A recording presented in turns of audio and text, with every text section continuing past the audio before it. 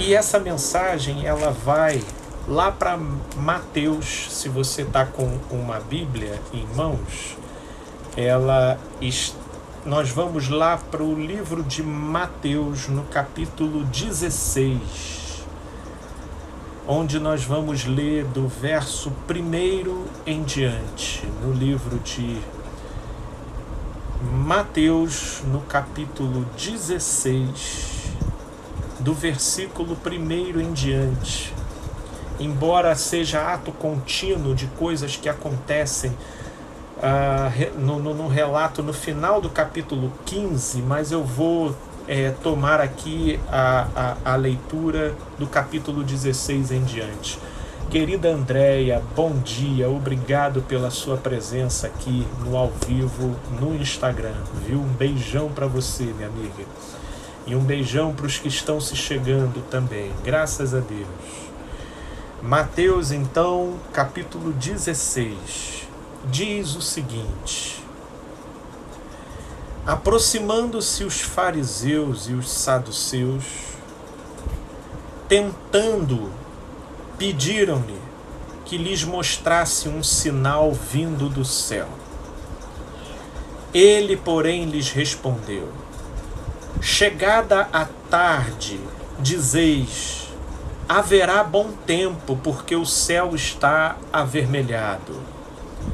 E pela manhã, hoje haverá tempestade, porque o céu está de um vermelho sombrio. Sabeis, na verdade, discernir o aspecto do céu, e não podeis discernir os sinais dos tempos? Uma geração má e adúltera pede um sinal, e nenhum sinal lhe será dado, senão o de Jonas. E deixando-os, retirou-se. Ora, tendo os discípulos passado para o outro lado, esqueceram-se de levar pão. E Jesus lhes disse: vede e acautelai-vos do fermento dos fariseus e dos saduceus. Eles, porém, discorriam entre si, dizendo: é porque não trouxemos pão. Percebendo Jesus, disse: por que discorreis entre vós, homens de pequena fé, sobre o não terdes pão? Não compreendeis ainda, nem vos lembrais dos 5 pães para 5.000 homens, e de quantos cestos tomastes? Nem dos 7 pães para 4.000, e de quantos cestos tomastes? Como não compreendeis que não vos falei a respeito de pães, e sim acautelai-vos do fermento dos fariseus e dos saduceus? Então entenderam que não lhes dissera que se acautelassem do fermento de pães, mas da doutrina dos fariseus e dos saduceus. Da doutrina dos fariseus e dos saduceus. Bem, o episódio precedente a esse trecho que nós lemos, no final do capítulo 15, é justamente a multiplicação dos pães. Ocorreu a multiplicação dos pães, que está narrado no versículo 32 ao 39, no capítulo 15 desse mesmo livro.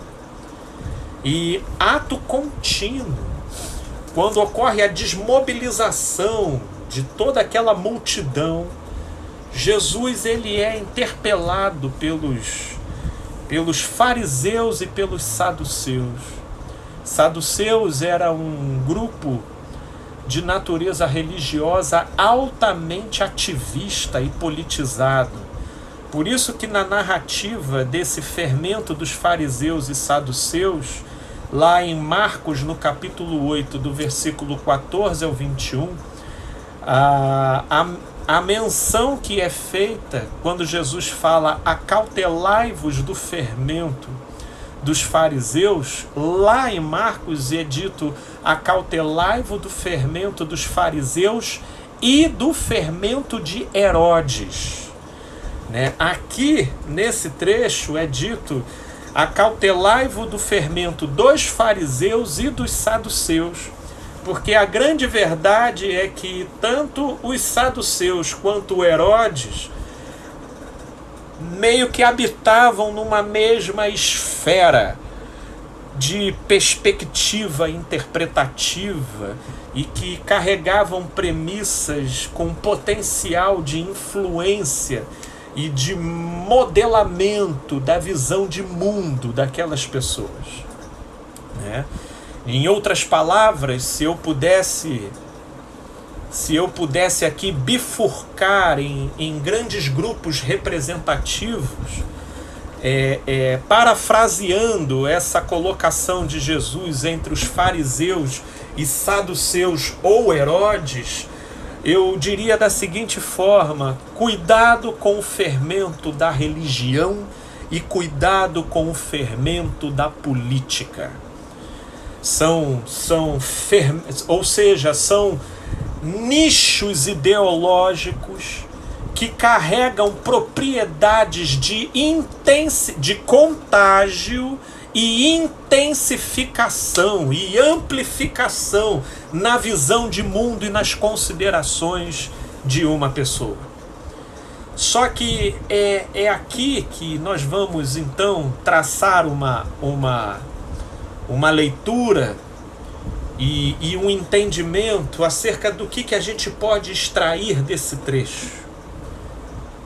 A multiplicação dos pães, olha, houveram muitas curas, tá, de Jesus, que hoje, né, com o descortinamento científico que nós temos, o desenvolvimento científico, houveram muitas curas de Jesus que, particularmente aos olhos da ciência hoje, poderia-se contestar a sua natureza miraculosa, propriamente dita, sabe? E muito daquelas enfermidades, muito mesmo, de repente a gente poderia até tirar um dia para ir analisando cada situação e vendo como possivelmente tinha a ver com males psicossomáticos e não necessariamente orgânicos, sabe? E que no modo como Jesus se colocava, por aquilo que Jesus representava e daquilo que de Jesus promanava, o conjunto desses fatores, da relação daquela pessoa com Jesus, fechava um encadeamento onde a pessoa adquiria um fortalecimento que gerava nela uma atitude de romper com os grilhões da mentalidade adoecida, que somatizava limitações no corpo dela. Então, agora, se eu fosse pensar em termos de uma realização assim, de uma ordem quântica, realmente miraculosa, e que segue numa espécie de desafio para a física, para a matéria e para todas as realidades, foi essa multiplicação dos pães. Sabe? Essa multiplicação dos pães, ela é um prenúncio de que o Cristo é o Senhor da matéria, porque ele pega a matéria e multiplica ela.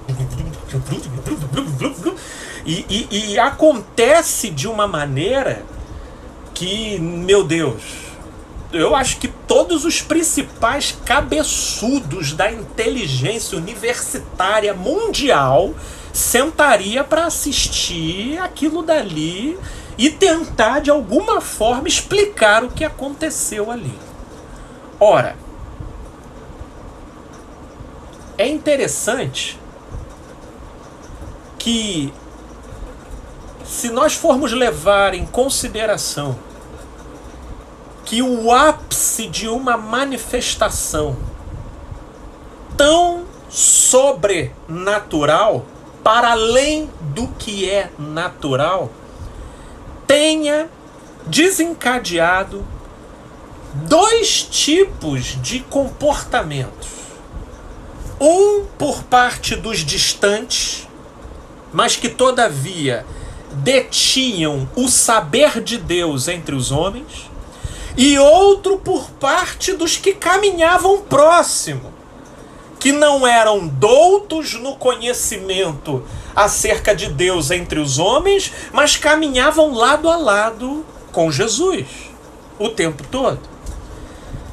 Isso porque nem a cura de leprosos, nem a ressurreição de mortos,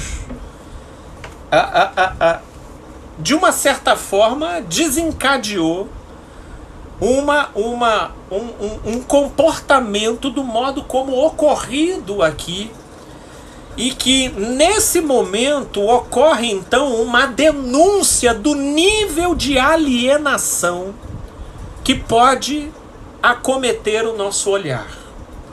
E por que eu estou me utilizando propositalmente aqui da palavra alienação?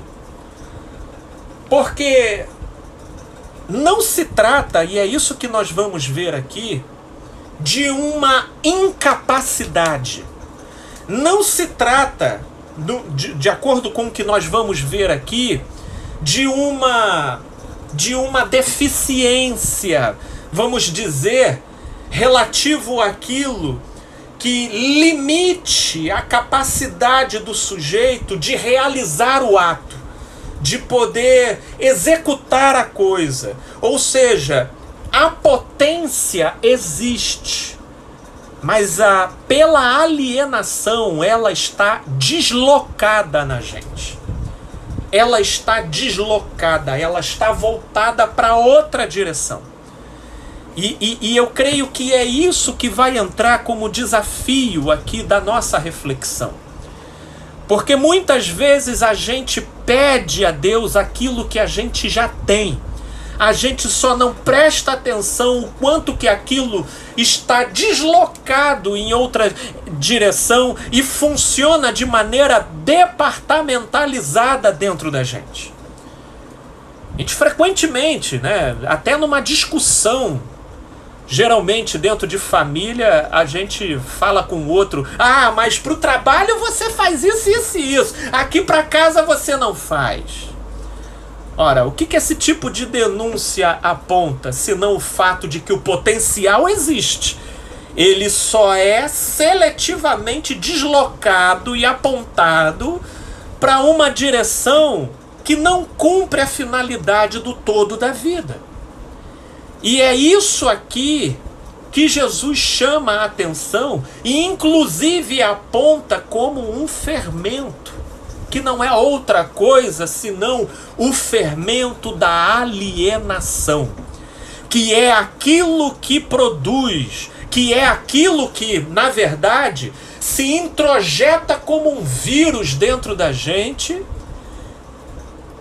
se apropria da nossa vocação e do nosso potencial, mas departamentaliza numa direção completamente ineficiente em relação ao propósito e o sentido da vida. É isso que é o fermento da religião e o fermento da política.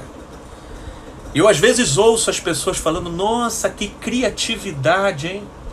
Se essa pessoa tivesse uma criatividade nessa direção aqui, na direção do bem, o que ela não faria? Vocês já ouviram comentários desse nível, desse porte? É porque é isso que se desloca dentro da gente. E aí veja se não é isso que Jesus começa a apontar. Vamos agora aqui para o texto, no capítulo 16. Aproximando-se os fariseus, representantes dos religiosos, e os saduceus, que embora fosse também uma linhagem religiosa, mas aqui representa a mentalidade política, pediram-lhe que lhe mostrasse um sinal vindo do céu. E é irônico isso daqui, porque, Jesus estava acabando de despedir uma multidão depois de um dos eventos mais sobrenaturais que ele realizou, né? E aí eles vieram pedindo um sinal do céu. Sabe, eu fico imaginando ali, Jesus acabou de multiplicar, os cestos que sobraram ainda estavam tudo ali do lado. E aí chegam os doutores da lei, chegam as sapiências, chegam os informados, chegam aqueles que depreendiam a fama do saber, as versões autorizadas da ciência e do saber da época, chegam para Jesus e pedem um sinal. Aí eles pedem o sinal. Assim, meu Deus. Aí é como Jesus olhando para o lado, eles estão pedindo um sinal. Vocês querem que eu faça o quê? Que eu faça aparecer uma bolinha do nada na minha mão e aí agora sumiu a bolinha.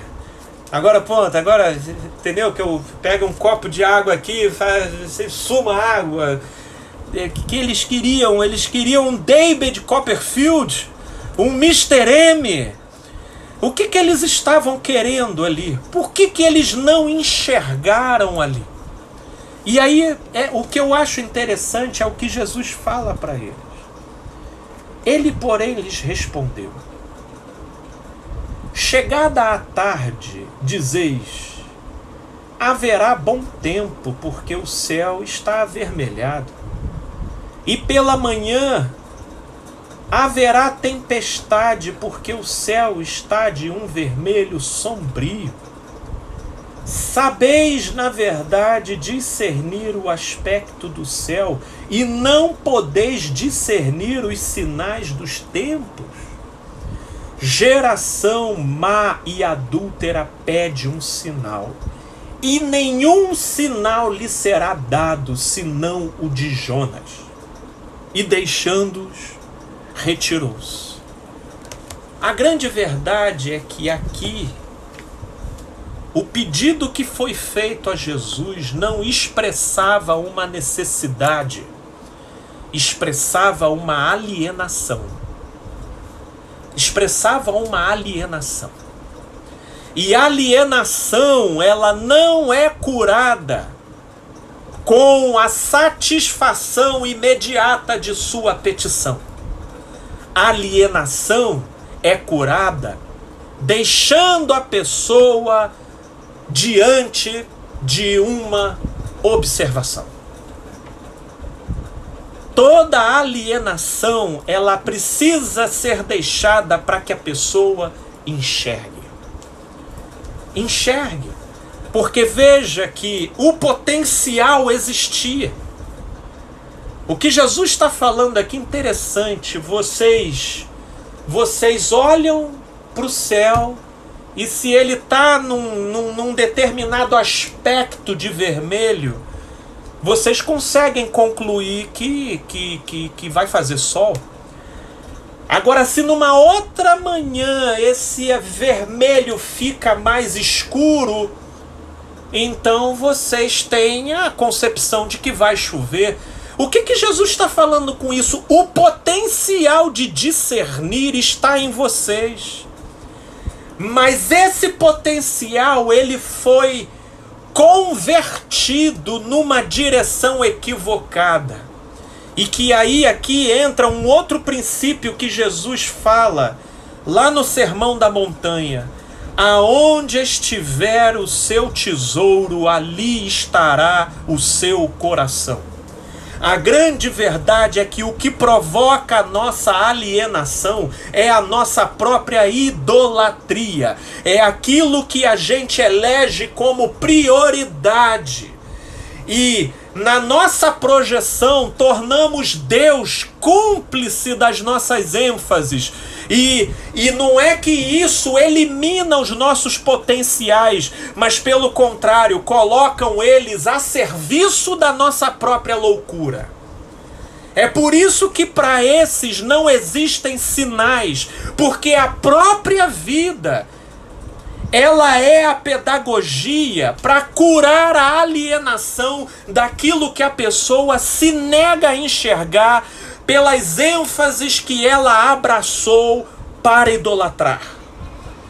Para idolatrar. Então, para esses não haverá outro sinal senão o de Jonas. Não haverá outro sinal senão o próprio transcorrer da história. Porque eles precisarão converter o seu olhar na direção da vida. Na direção da vida.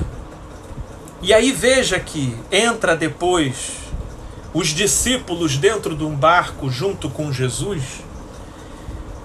E Jesus vira para os discípulos e diz: vede e acautelai-vos do fermento da religião e da política, do fermento dos fariseus e dos saduceus. Lá em Marcos vai dizer do fermento dos fariseus e do fermento de Herodes. Acautelai-vos, porque a grande verdade é que religião e política trabalham com poder. E poder é uma dinâmica que exerce uma força de atração muito grande com a nossa subjetividade. E uma vez que feche uma relação de conexão com a nossa subjetividade, ela então passa a exercer predominância, gerando uma coerção dos nossos potenciais na direção daquelas ênfases. Portanto, Jesus diz: acautelai-vos desses magnetismos de atração dos potenciais relativos à nossa melhor versão, na direção de ênfases e importâncias que não representam as ênfases e importâncias do reino de Deus. Quais sejam? Quais são as ênfases e as importâncias do reino de Deus? Disse Jesus em João, no Evangelho de João, no capítulo 13, no Evangelho de João, no capítulo 13, no versículo 34, novo mandamento vos dou, que vos ameis uns aos outros, assim como eu vos amei, que também vos ameis uns aos outros. Nisto conhecerão todos que sois meus discípulos, se tiverdes amor uns aos outros. Se tiver um mandamento. Jesus pega Moisés, o Pentateuco inteirinho, e sintetiza em um mandamento. É assim, se alguém pudesse duvidar de uma capacidade de síntese, nenhuma supera a de Jesus. Um mandamento vos dou.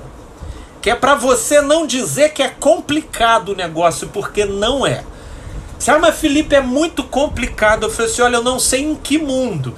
A grande verdade é que nós somos tão multifacetados, divididos, fragmentados, a tal ponto que a simplicidade se configura numa complexidade horrível pra gente. Mas é que se existe uma complexidade nessa história toda, é em função da ensurdecedora simplicidade do negócio. É porque é simples demais. Que vos ameis uns aos outros assim como eu vos amei. Agora, existem fermentos que, uma vez fechando uma relação com as nossas convicções, ela tem capacidade de expandir dentro da gente, se apropriando das principais prerrogativas da gente na direção da saúde, na direção da vida, e coloca então tais prerrogativas a serviço das finalidades mais questionáveis, mais patéticas, mais diminuídas. Quando Jesus fala que a missão dele era resgatar aquilo que dele havia se perdido, esse é o trabalho. Porque Jesus, ele bem sabia que para quem possuía o potencial de discernimento, todavia alienado, a última coisa que esse pessoal precisava era de ver sinais. Porque o sinal estava dado. Se o sinal está dado e o potencial de discernimento existe, então qual é o problema? O problema é a alienação. E aqui vem a grande pergunta. Quais são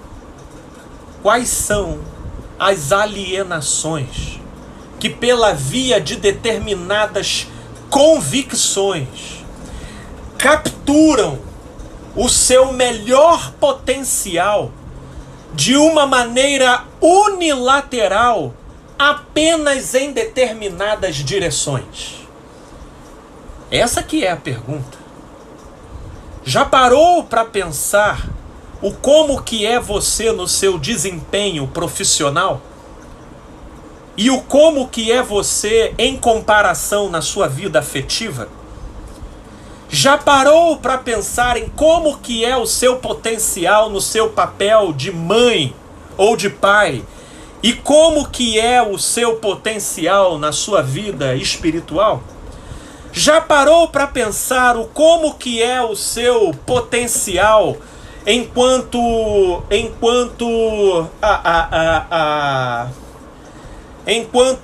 uma pessoa dentro de um engajamento específico, e como que isso repercute em determinadas outras áreas? A grande verdade é que o nosso maior padecimento se chama fragmentação.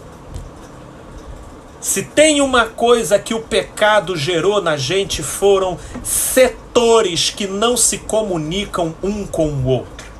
Porque se nós pararmos para avaliar a nossa vida como um todo, perceberemos que o potencial ele habita, mas ele foi condicionado a funcionar setorialmente. Eu tenho uma pessoa com quem eu converso e que é justamente em cima desse verso que a gente muito conversa. Né? Que a gente muito conversa. Porque é interessante como que a dicotomia que se estabeleceu entre o desempenho profissional dela e o seu desempenho na vida afetiva, eles se tornaram absolutamente antagônicos.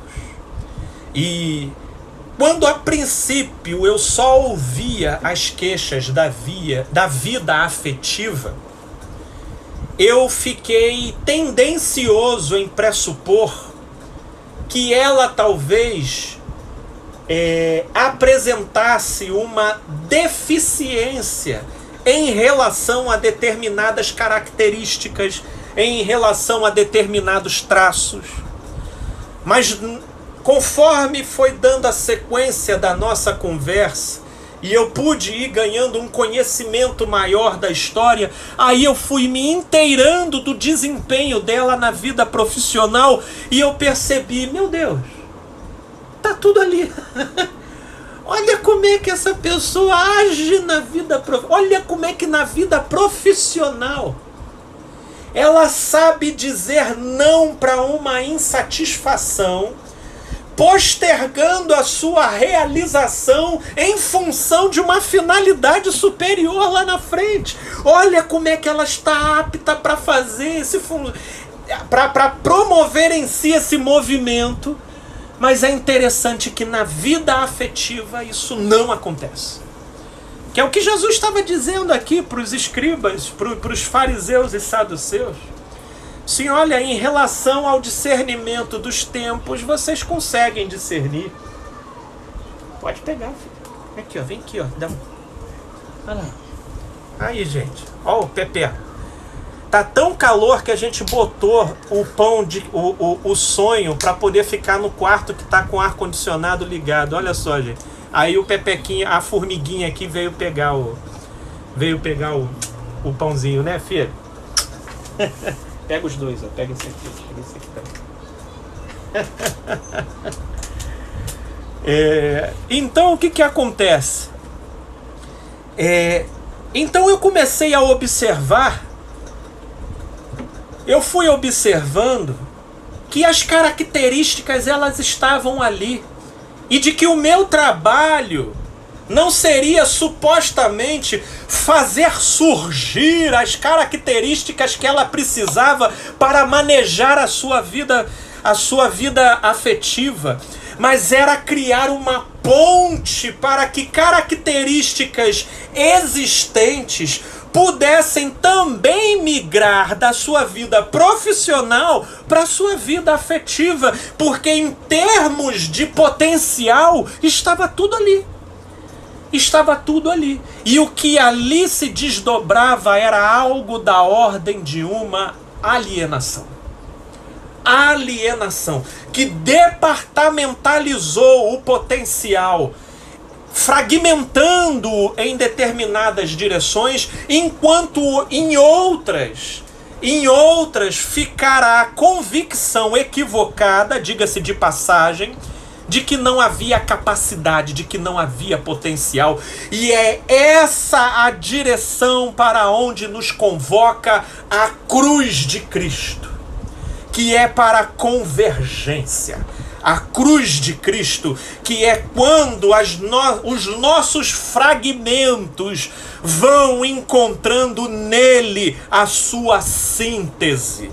É quando nós vamos sendo sintetizados pelo poder da cruz. E aquilo que em mim funcionava bem apenas em alguns setores, enquanto outros ficavam desassistidos, nele nós vamos sendo holisticamente integrados num todo maior.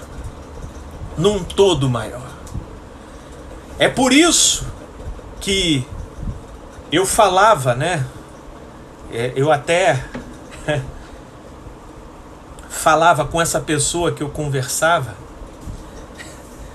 Outro sinal não te será dado a não ser o de Jonas, porque você desenvolveu uma convicção equivocada de que você não é capaz. Mas se você olhar para o desempenho da sua vida profissional, você verá que em você já habita todas as características que você pede para em você desenvolver, para você lidar com esse setor da sua vida. A grande verdade é que os potenciais que a gente busca nos habitam, mas eles se encontram fragmentados na gente. Eles se encontram departamentalizados, isolados e deslocados na gente. E a grande verdade é que entra essa pergunta de Jesus aqui, entra essa questão. Cuidado com o fermento dos fariseus, da religião e da política dos saduceus. Porque são dimensões da vida que, por aquilo que mexem com o poder, acabam, em sua maioria, não são os únicos, tá? Não são os únicos, porque, por exemplo, eu estou aqui bifurcando como religião representado pelos fariseus e política representada pelos saduceus, até porque na versão de Marcos não é nem a palavra saduceus que é colocado, é a palavra Herodes, com o fermento de Herodes. Mas eu também poderia bifurcar essa representação de duas formas: religião e vida secular, que é outro departamento que a gente cria na nossa vida, né? Então, eu creio que o que aqui expressa, pelo menos a título de princípio, né, é muito mais a questão da religião e da secularidade, ou seja, apontando para a tendência de formação de departamentalizações na gente. Cuidado com esse fermento que te departamentaliza, que te setoriza e que, portanto, se utiliza das suas ênfases, tornando a sua melhor versão em algo restrito em apenas uma direção. E, por conseguinte, deixando as demais áreas da sua vida desassistidas, de modo que naquilo em que você vai acumulando equívocos e embaraços em outras direções, vai, por conseguinte, formando na sua concepção de si mesmo uma ideia equivocada sobre você. Como se você fosse uma pessoa incapaz em determinadas direções, porém eu te digo que o potencial te habita, você só padece de alienação. Você padece de alienação, que é de uma concepção equivocada que setorizou o exercício da sua melhor versão, restrita a algumas poucas direções e deixando outras totalmente desassistidas, de modo que, se eu pudesse fazer uma oração, seria: Senhor,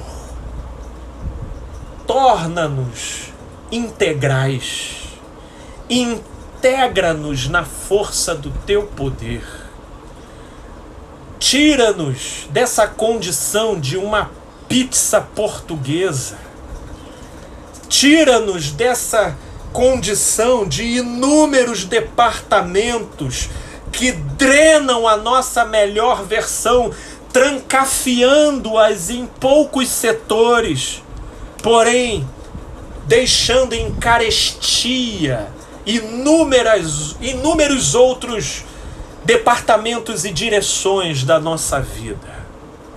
Que em Cristo nós nos tornemos integrais, e que aquilo que eu busquei me aperfeiçoar na minha vida profissional, que eu estenda como potencial para a minha vida afetiva. Que aquilo que eu me aperfeiçoei na direção, no meu papel enquanto mãe, que eu também estenda em outras áreas da minha vida.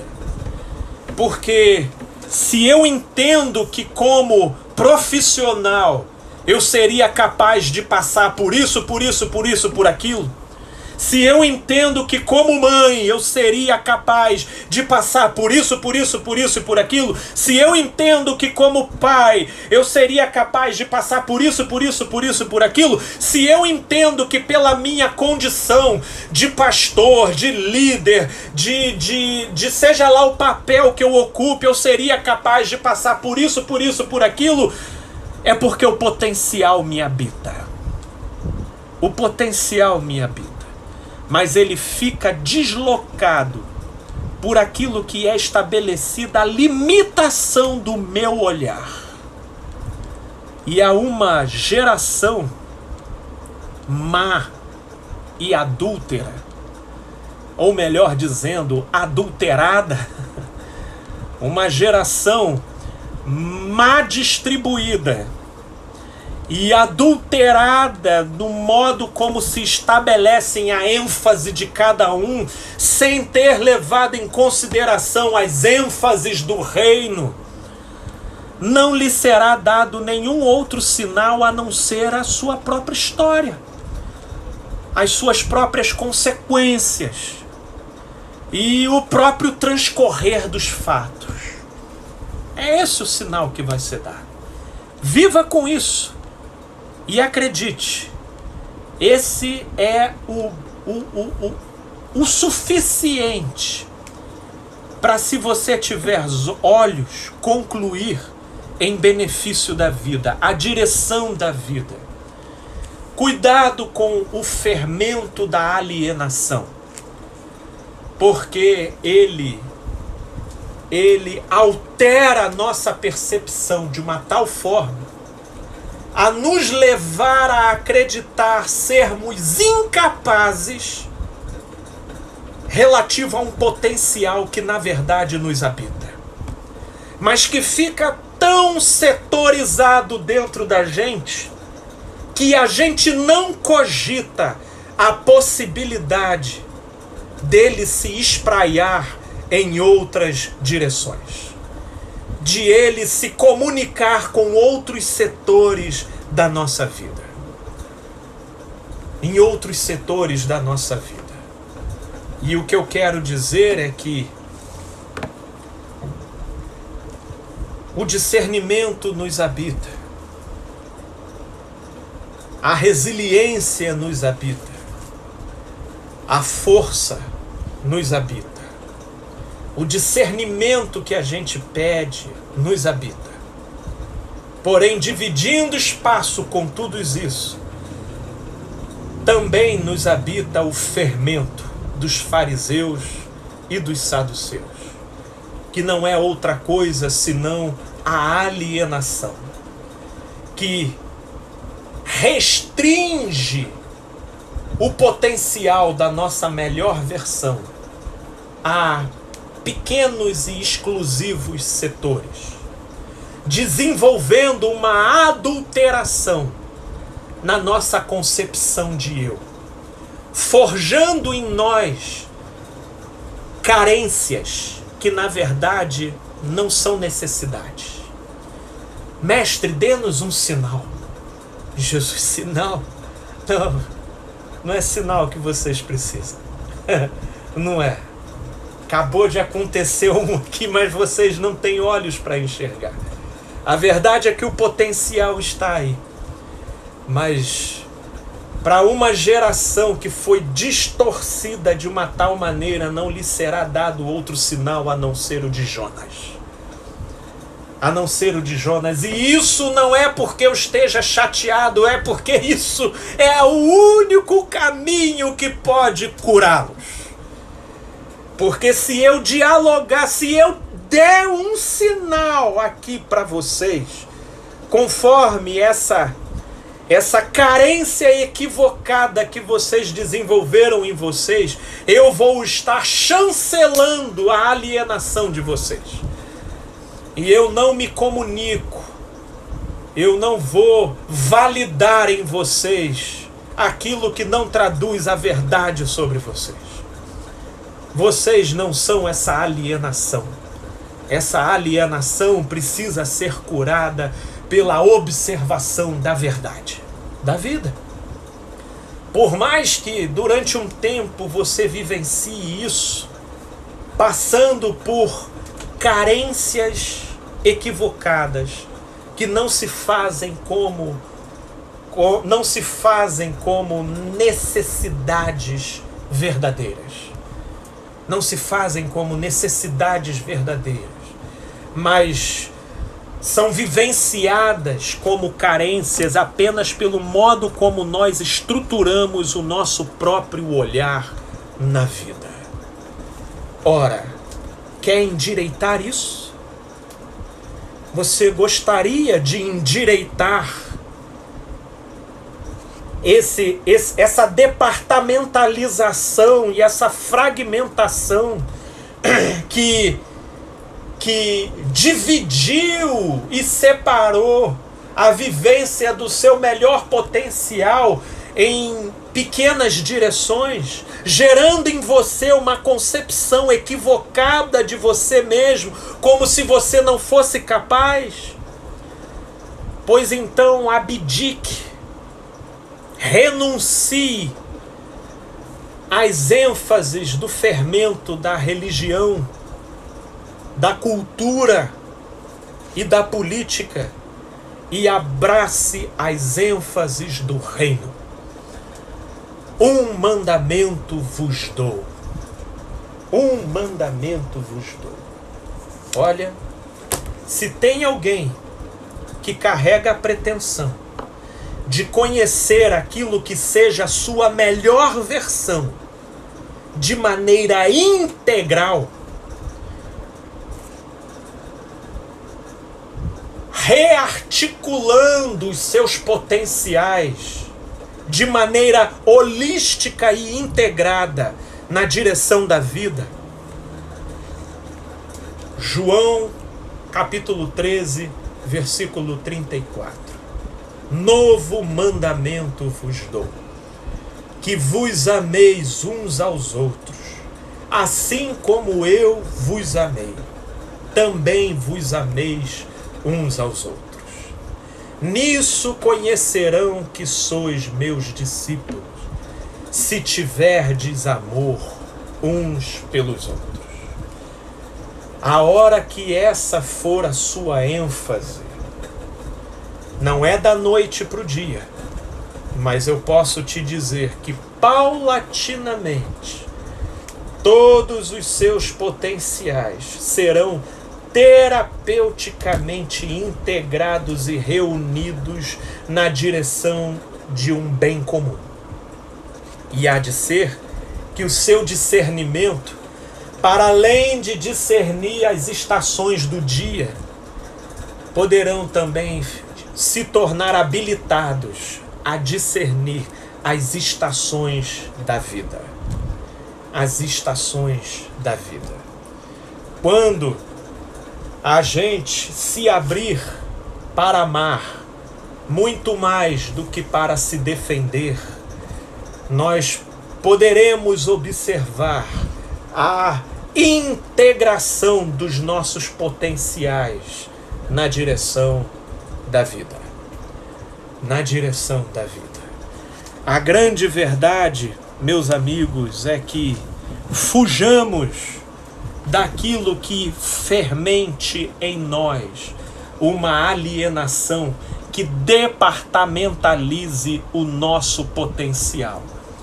E nessa fragmentação produza em nós uma concepção equivocada de carência e de necessidade que na verdade não nos são necessárias. São ilusórias, embora produzam na gente sensações de necessidade, mas que nunca são saciadas. Será por quê? Porque talvez elas nunca tenham sido necessárias. Nunca tenham sido necessárias. Não é isso que Deus fala a Paulo lá quando ele pede por 3 vezes para que lhe seja retirado aquele espinho na carne? E Deus vira para ele e diz: Paulo, a minha graça te basta, porque o meu poder se aperfeiçoa na fraqueza. Portanto, a tudo aquilo que você vê, que tanto você ora e não se afasta, tanto você ora e supostamente não melhora, ao invés de concluir que você não tem fé suficiente para aquilo então se resolver, por que não entender que é justamente a não resposta que está sendo a sua resposta? Está sendo a sua resposta. Consegue entender que na verdade nós somos todos filhos de um Pai de amor e que nos agasalha da maneira como Ele dispõe do alcance de um olhar que vai para muito além do que a limitação do nosso discernimento pode alcançar. Confiemos. Ele sabe de todas as coisas. E por mais que nós imaginemos uma resolução que pudesse ser imediata daquilo que nos dói, é no processo que nós vamos sendo transformados na direção do bem e da vida. Confiemos. Confiemos. Não nos lancemos no fermento da ansiedade, no fermento do desespero, no fermento daquilo que, no seu modo adulterado de discernir a realidade da vida, se faz cético em relação ao sentido e ao propósito do amor em nossas vidas. Nós estamos sendo cuidados, nós estamos sendo amparados. Por mais paradoxal que se estabeleçam os cenários da vida. Crê tu nisto? Isso tudo aconteceu depois de pães e peixes terem sido miraculosamente transformados.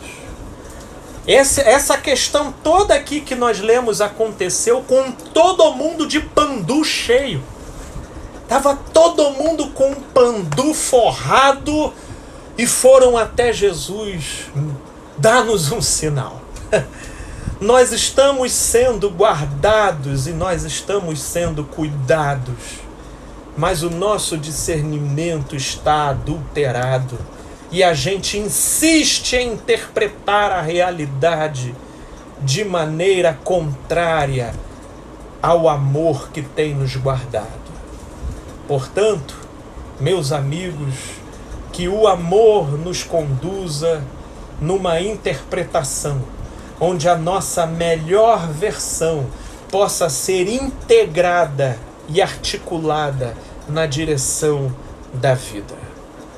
Porque não é que nós não temos, ela está em nós segregada em pequenas partículas da nossa existência, mas com a graça de Deus ela será articulada na direção do todo de quem nós estamos nos tornando diante dele. Essa é a minha oração.